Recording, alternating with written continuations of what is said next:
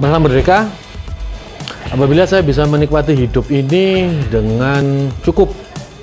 Saya punya waktu yang cukup untuk keluarga, saya punya waktu yang cukup untuk sahabat, saya punya waktu yang cukup untuk pekerjaan, dan yang terutama, saya punya waktu yang cukup nih untuk mengeksplor hobi saya.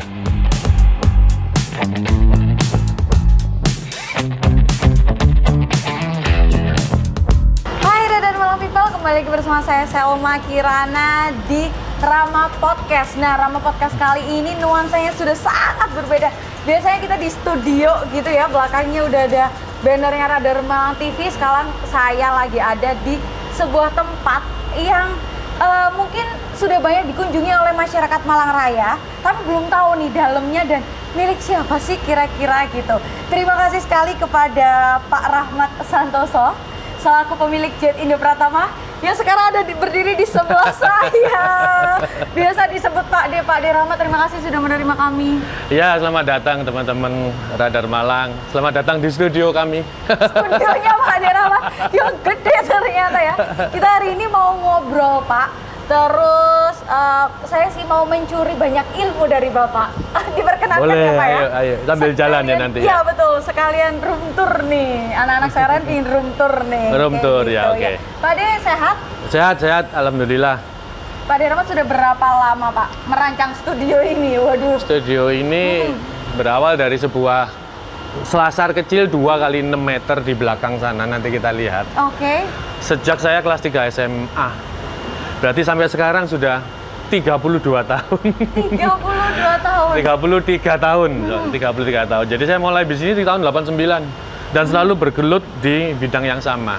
Jatuh, bangun, terpeleset, ketatap tembok, jatuh ke jurang, ketemu bukit, ketemu gunung, saya bangun, bangkit lagi di dunia yang sama, percetakan. Tapi hari ke hari harus bangkit menjadi lebih besar. Oke, itu dari awal sudah ditampar dikit nih sama Pak De Rahmat nih, karena anak sekarang tuh saya sendiri Pak, nggak usah teman-teman saya yang di luar sana. Saya sendiri aja ketika kecekluk, tadi kan Pak De jatuh bangun, ketemu jurang, ketemu bukit, ketemu pantai, ini nih bangun lagi. Saya kecekluk aja, buat bangun itu susah Pak. Bagaimana Pak De Rahmat dari jatuh sekali, berkali-kali, beribu-ribu kali, beratus-ratus kali, terus bangkit lagi itu gimana sih Pak? Bagi saya ya, building a business itu just like making a history. Oke, making a history. Ya, jadi itu adalah sebuah perjalanan yang harus kita tempuh dan kita bangun. Kita making a history dari sebuah perjalanan. Jadi nggak bisa kita ini ketemu sesuatu halangan, kemudian berhenti. Habis dong ceritanya, begitu. Jadi saya lebih seneng apa? Menganggap sebuah halangan itu bukan halangan, tapi tantangan. Mengapa? Kalau halangan itu kita anggap sebuah hambatan, kita ini akan selalu berhenti di titik itu. Oke. Tapi bagi saya, dengan Jet Indo Pratama selalu saya tanamkan kepada seluruh tim, hambatan itu adalah tantangan. Jadi membuat kita ini harus bangkit, menyelesaikan dan memenangkan sebuah perjuangan. Satu. Yang kedua,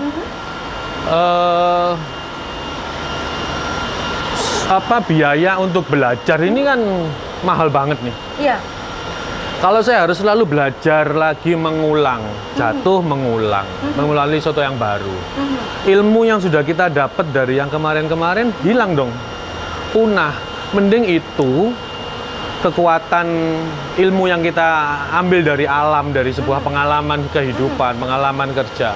Jadikan aja itu sebuah modal sebagai landasan untuk memulai sesuatu tidak dari 0 lagi, tapi sudah kemarin dari 4 turun nih ke 1. Tapi paling nggak saya mulai dari 1, tapi dengan kecepatan bisa langsung menuju ke 6 karena sudah punya ilmu yang membuat saya jatuh di 4, saya jatuh ke bawah, turun ke 1, tapi saya bisa melompat langsung ke 6. Mungkin saya bisa langsung menuju ke angka 10. Nah, seperti itu. Jadi, saya tidak mau membuang waktu, membuang biaya belajar.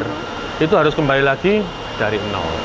Gitu. Oke, itu kutipan kalimat yang sangat oke dan baru saya temukan di Pak De Rahmat nih. Bisa jadi ini adalah kalimat yang memang diingat terus oleh Pak De Rahmat untuk 33 tahun pada akhirnya Jet bisa seperti ini gitu ya, dari hanya berapa petak gitu ya. Oh, ini salah satu Oh iya. Chinese atau Sambil enggak, ini sebuah label, sebuah produk yang harus diekspor ke Jepang. Ini label makanan. Oh, udah sampai ekspor ke Jepang. Udah ke berapa negara, Pak? Bukan kita yang ekspor. Oke, ada Jadi customer kita ini eksportir budidaya udang di Indonesia, sebuah kearifan lokal negeri kita nih yang kaya raya, ternyata ini sangat laku di luar negeri. Customer kita adalah sang food processor, jadi dia melakukan food processing, dibekukan, dimasak segala macam, terus dikirim ke luar negeri. Kita yang bagian menyelesaikan PR di packaging sama label stiker. Oke, luar biasa. Tapi secara tidak langsung berarti produk kita ikut ya. Bapak sudah sampai ke sana dong, Pak ya. Iya. Gitu. Oke, Bapak, dengan banyaknya kejatuhan, kecekluk itu tadi. Sosok siapa sih Pak yang paling berpengaruh terhadap Pak De Rahmat sendiri untuk melewati berbagai macam proses ini? Saya banyak belajar karena saya adalah orang yang autodidak. Mungkin saya ini orang yang seneng bertemu dengan banyak orang, melakukan banyak networking. Semua saya jadikan elemen-elemen yang membesarkan saya. Tapi memang banyak beberapa tokoh yang membuat saya ini bangkit menjadi lebih kuat, mungkin seperti itu. Yang pasti para guru-guru saya yang mengajari saya untuk bekerja. Saya dulu SMA itu sebagai seorang sales di sebuah toko kertas di Malang ini nih. Kalau teman-teman jalan di Malang Plaza itu ada toko kertas namanya Aneka Kertas. Saya dididik menjadi seorang sales yang tangguh di sana. Kemudian saya juga berkumpul dengan banyak para pelaku-pelaku cetak yang ada di bawah jaringan toko itu. Saya belajar dari mereka dan mereka lah yang saya jadikan guru-guru dari kehidupan dan membesarkan bisnis ini gitu. Oke, dan pastinya sosok keluarga di rumah juga sangat berpengaruh ya Pak ya? Ya. Terhadap kekuatan dukungan dari keluarga. Itu bagi saya seorang Rahmat kecil ini sosok orang tua, ayah dan ibu saya, bahkan adik dan kakak saya itu adalah nilai yang nggak bisa diukur, nggak bisa diukur karena tanpa support mereka mana bisa kita bisa seperti ini. Termasuk keluarga besar saya. Kayak ini saya mendapatkan area produksi ini dulu adalah juga aset dari keluarga besar yang kemudian mereka berkenan berbesar hati untuk kita ganti. Menjadi milik kita untuk kita besarkan sebagai workshop kita. Jadi support keluarga pasti ya akan berpengaruh. Termasuk juga anak-anak saya dan pasti pasangan hidup saya. Jadi keluarga dan orang tua saya pikir adalah nilai besar untuk membesarkan sebuah usaha. Pesan saya buat teman-teman, ini kita harus selesai nih dengan diri kita.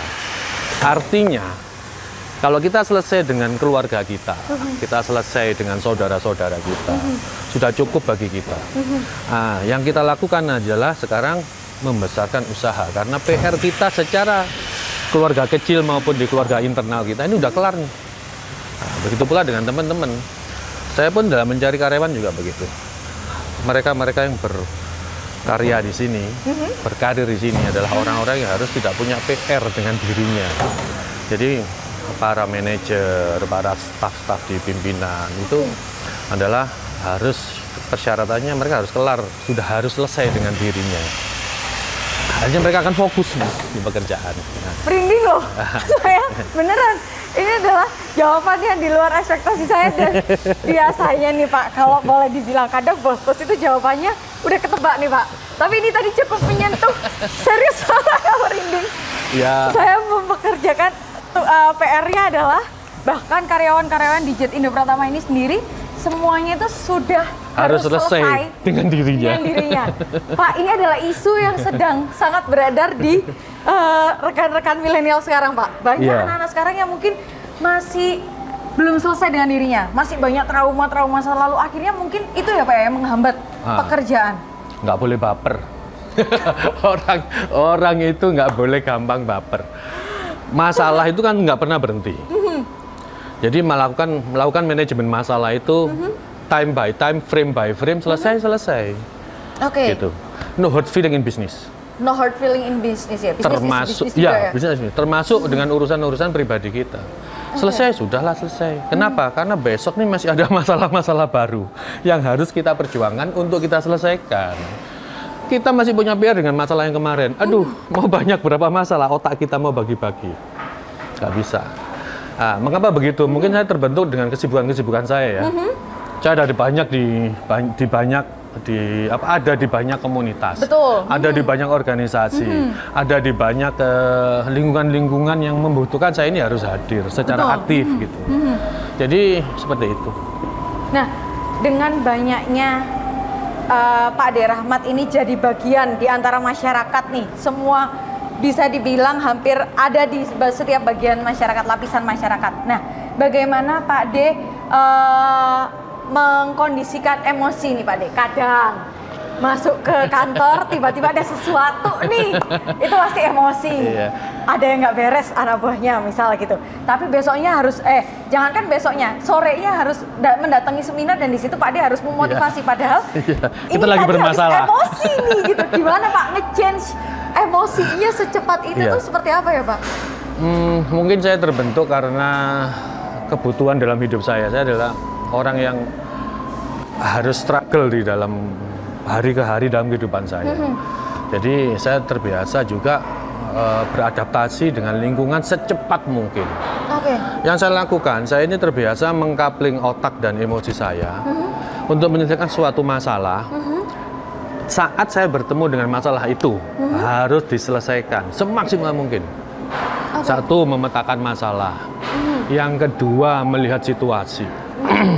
Internal maupun eksternal. Yang ketiga, menjadi sniper nih di dalam menyelesaikan masalah. One bullet, one soul. Sekali tembakan harus selesai. Dengan mendengar situasi yang bisa kita terima dari lingkungan, eksternal maupun internal, mendengarkan masukan dari tim. Kemudian kita berdiskusi dengan tim, mendengarkan mereka kira-kira solusinya apa. Terakhir adalah keputusan dan kebijakan dari saya. Setelah masalah itu selesai, maka saya akan berpindah ke ruangan. Bukan hanya berbeda waktu nih pagi, siang, sore, tapi sering kali dalam hitungan menit saya harus berpindah ke ruangan sebelah. Di kantor saya ini ada 3-4 ruangan untuk menemui tamu dengan masalah berbeda-beda. Satu masalah selesai, seperti sampaikan tadi di awal, harus sudah selesai. Jangan baper, jangan terus terbawa lagi. Pindah ke ruangan berbeda, masalahnya berbeda udah. Otak lagi nih, otak kita untuk menyelesaikan itu. Selesaikan lagi seperti yang awal tadi. Setelah selesai. So, tembakan kita menyelesaikan masalah kebijakan itu harus mempunyai data yang kuat, bener nggak? Betul. Penguasaan masalah, mendengarkan eksternal, internal, kemudian diambil kebijakan. Setelah itu silakan dilaksanakan, kita evaluasi nanti. Nanti kan, tidak sekarang kan evaluasinya. Begitu itu berjalan, untuk menunggu evaluasi, kita udah bergerak ke kotak yang lain. Sama. Dari tempat kerja. Selesai, saya mungkin siang menemui beberapa komunitas. Selesai, mungkin sore saya bertemu dengan keluarga. Maka lingkungan ini harus tidak bisa dicampur adukkan semua. Nggak bijak dong. Bawa masalah ini ke tempat yang mereka yang nggak tahu apa-apa gitu. Jadi kita mencoba mensikapi itu lebih wise. Di sanalah dibutuhkan jam terbang dan di sanalah dibutuhkan kematangan emosi dan kematangan pemikiran kita. Gitu. Mungkin seperti itu. Berapa tahun Pak Ade belajarnya? Kok kayaknya saya ini masih di TK aja belum masuk kalau harus ngelihat seperti Pak Ade ini. Saya sudah terbiasa organisasi sih ya. Mungkin sejak saya SD, SMP saya sudah suka sibuk. Orangnya suka sibuk. Sampai sekarang saya suka sibuk. Dari kesibukan itu tapi malah mendatangkan banyak manfaat. Paling tidak intangible aset kita itu networking, pertemanan, persahabatan itu bisa memperkuat bisnis kita. Pertanyaannya lagi, Pak Ade Rahmat sebagai seseorang yang dikenal dan mengenal banyak orang gitu. Pernah nggak Pak De Rahmat ngerasa capek? Oh, sering dong. Capek secara mental apa fisik nih? Keduanya? Keduanya. Saya capek nih gitu. Saya pingin off nih. Apa yang dilakukan seorang Pak De Rahmat ketika merasa capek? Yang dari kecil memang hobinya sibuk ternyata gitu. Saya sering membuat apa ya itu namanya sebuah kegiatan outdoor itu menjadi arena saya untuk bahasa zaman sekarang itu healing. Jadi betul, saya suka kegiatan sport outdoor sport ya kan. Dulu saya suka motor trail. Sambil bermain motor trail saya membangun pertemanan.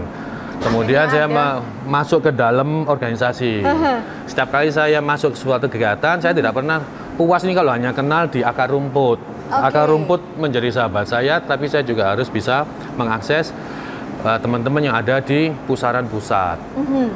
Tetapi sambil bermain, rekreasi, ini ada sesuatu yang kita gali. Terutama persahabatan.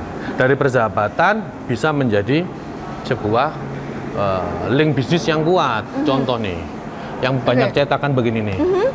Ini berawal dari sebuah persahabatan saya dengan seorang teman di lingkungan bisnis. Di lingkungan hobi.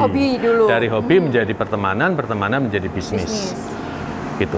Dengan begitu, ya saya bekerja sambil happy, benar nggak? Betul, karena teman kerjanya juga sama-sama dari lingkungan yang sama gitu ya Pak De ya? Iya gitu. Oke, Pak De juga hampir setiap hari akan mengontrol sendiri gini atau gimana sih Pak De? Nggak, cocok kali saya ini membuat pekerjaan ini selalu bekerja dengan tim. Saya tinggal memberikan patokan-patokan dasar untuk dilaksanakan oleh tim. Tim-tim ini yang mereka ada beberapa level, ada yang pelaksana, ada yang koordinator, ada yang supervisor, ya begitulah. Saya seringkali kalau mempertanyakan sebuah job, saya harus menghormati hierarki yang saya susun sendiri dong. Kalau kita terlalu sering bypass, kasihan mereka posisinya. Nah itu Pak, Pak De gimana memberikan, mengeluarkan atau bisa percaya sama orang? Ini kan banyak nih, karyawannya Pak De sendiri itu ada banyak gitu. Oh iya. Nah, bagaimana Pak De bisa melepas itu? Padahal kan kalau salah sedikit, bisa-bisa yang rugi bukan hanya jet, tapi personalnya Pak De gitu. Iya. Itu memang tantangan yang selalu harus kita selesaikan.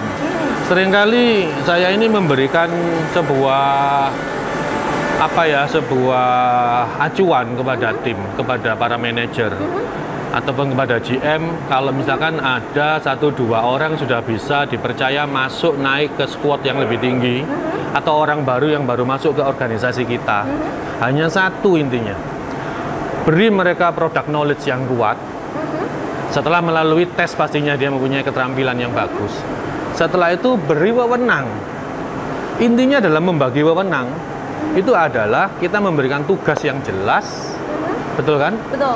Kemudian sesuatu itu harus bisa terukur dan terkontrol. Kalau tidak bisa terukur dan terkontrol, susah dong kita mau ngajak dia maju. Kemudian setelah beri wewenang, diberi acuan, produknya sudah tahu, tinggal kita mengukur ulang. Karena sesuatunya sudah terukur dan terkontrol. Kontrol lagi nih kurangnya apa? Kita kalau tidak berani memberi wewenang, memberi mandat pada seseorang untuk melakukan pekerjaan, bagaimana kita ini bisa membesarkan jiwa mereka, membesarkan keterampilan mereka untuk menerima order-order besar yang selama ini dikerjakan oleh kita. Tangan saya nggak cukup 2. Sementara untuk menghidupkan organisasi yang gede, tangan saya mungkin harus 1000. So 500 orang harus jalan untuk menjalankan itu. Gitu. Ada satu lagi nih, sorry ya. Saya ini sukanya mengambil sari-sari kehidupan. Dan saya membaca suatu saat itu ada tulisan dan ini mancep sampai sekarang, ini saya tularkan kepada tim saya. Saya selalu ngomong kepada tim bahwasanya kalian memang adalah naga-naga hebat, para key person di perusahaan saya. Tetapi bagi Pak D, kalian belum menjadi seorang naga yang hebat sebelum mampu menciptakan naga-naga berikutnya. Tantangan mereka ya harus membesarkan tim dong. Mengapa? Karena 1000 tangan dari 500 orang itu harus bekerja di dalam satu komando yang namanya koordinasi tim. So, beri mereka wewenang, dikontrol, dievaluasi, dimajukan kepercayaan dirinya. Selesai.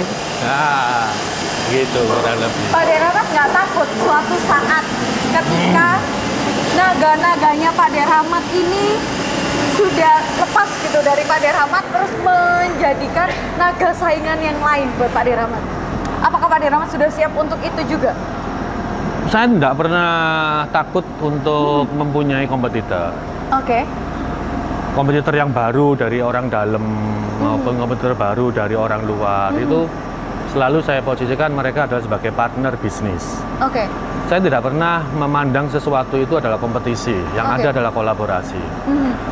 Saya pun sangat happy kalau misalkan keilmuan mereka membesar di tempat kami ini, kemudian bisa keluar membentuk unit-unit usaha yang kemudian bisa menghidupi anak, istri, keluarga, bahkan keluarga karyawan-karyawannya.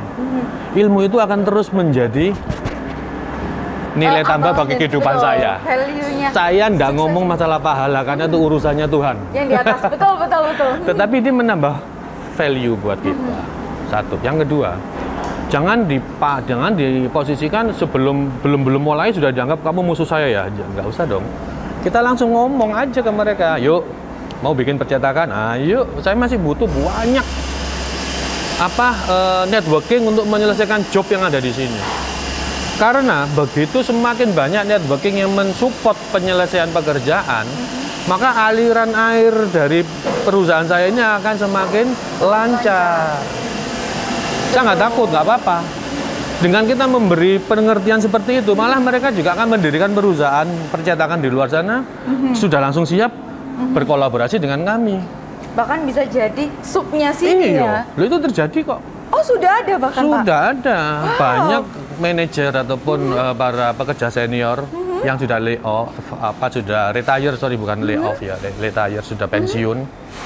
Itu mereka bentuk perusahaan percetakan di sana, nggak apa-apa. Dan masih baik pertemanannya tadi? Oh, tadi? baik. Tidak usah khawatir. Gusti Allah mboten sari. Kue rezeki Tuhan itu tidak ada batas, Mbak. Semakin kita banyak memberi pada alam, semakin banyak akan kembali pada kita. Kembali kepada kita. Ya? Alam akan memberi yang lebih kepada kita. Mungkin nah ini kayaknya ini ada tulisan lucu nih. Manut setelane Gusti mawon. Wingi tak setel caknan malah pada joget driver muda. Luar biasa. Ya.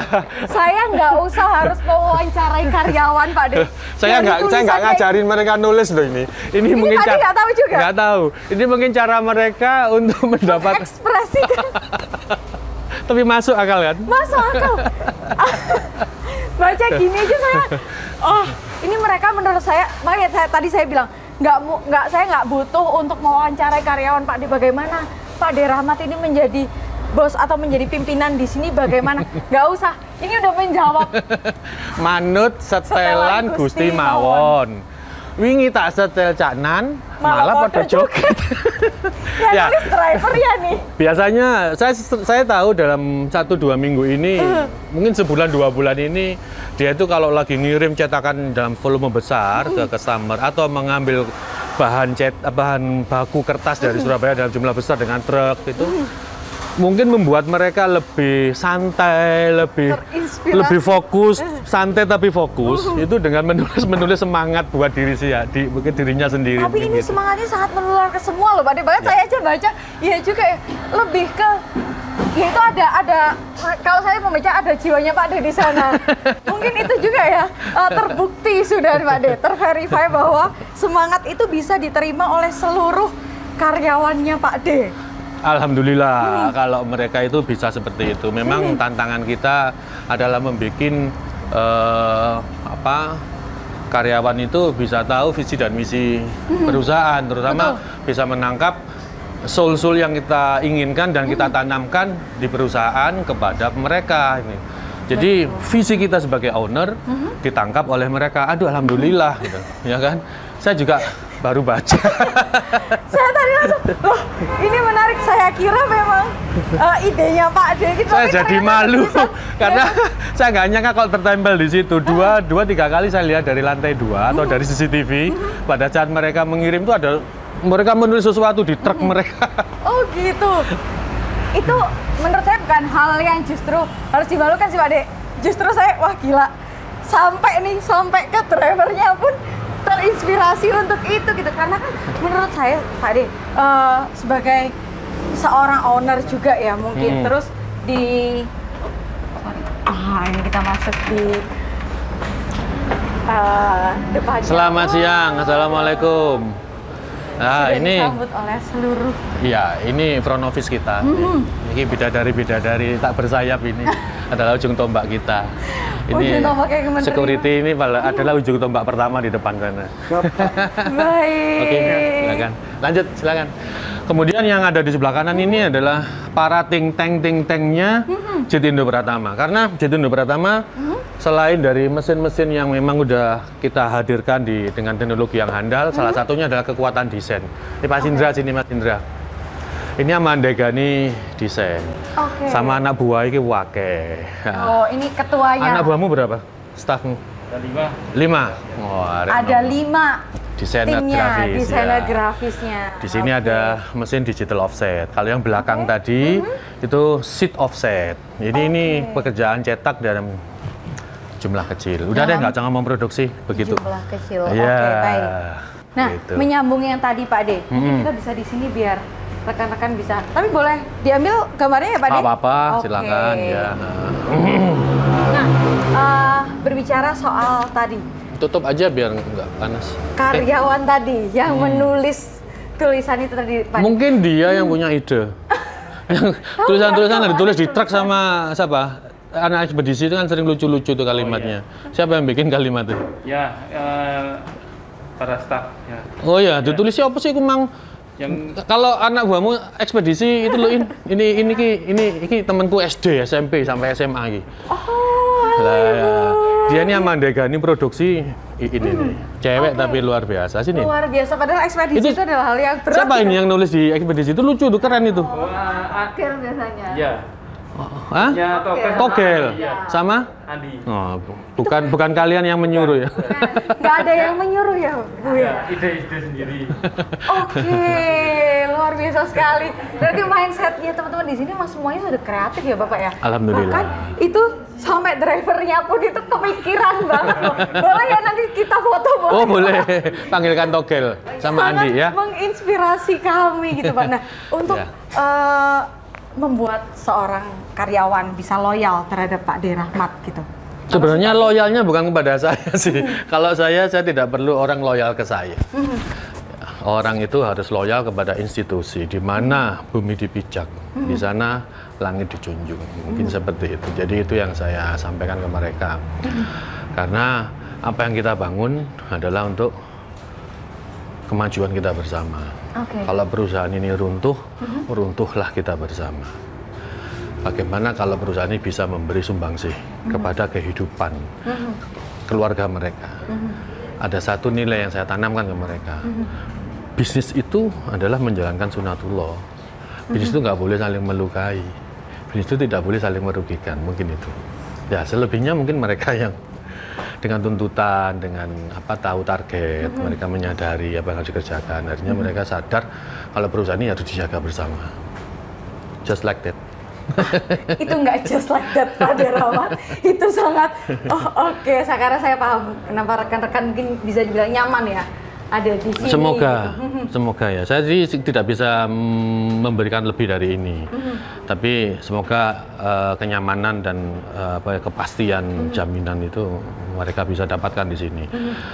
Kenyamanan itu pasti diciptakan oleh mereka sendiri bersama.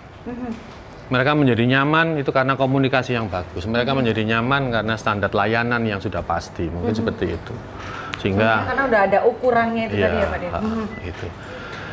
Kalau yang terjadi di sini setelah segala sesuatu takaran dan variabel itu udah kita tetapkan. Saya ini jarang sampai cawe-cawe ke bawah. Saya hanya bicara di grup untuk disampaikan oleh para manajer kepada tim, atau mungkin paling mentok ya saya sampai ke level supervisor. Sesekali saya turun itu adalah kalau ngomong urusan desain. Tapi bukan di desain produksi. Kadang yang desain memang saya order sendiri untuk komunitas, untuk markom kadang lah itu saya baru turun. Karena saya yakin mereka-mereka ini sudah ngerti apa yang harus dijalankan. Memberi mandat jangan nanggung. Kalau memberi mandat jangan nanggung. Iya. Memberi kepercayaan harus Full, langsung full ya Pak? Iya, biar mereka menjadi dewasa. Dia akan ngerti apa yang harus dilakukan. Setelah menemui banyak pelajaran-pelajaran itu. Oke, terakhir Pak De Rahmat, mungkin pesan yang bisa diberikan kepada seluruh Radar Malang People mungkin, atau mungkin dari fans-fans kecilnya. Mungkin ada nih next Pak De Rahmat kecil yang lagi nonton gitu. Ya, pesannya untuk teman-teman? Jangan pernah berhenti berkarya, jangan pernah capek untuk selalu berkarya. Berilah kepada alam, maka alam yang akan memberi kepada kita di kemudian hari. Kita nggak ngerti kok kapan kebaikan kita kepada sesama, kepada alam, itu akan kembali kepada kita. Tuh. Jangan pernah capek untuk berkarya. All out. All out.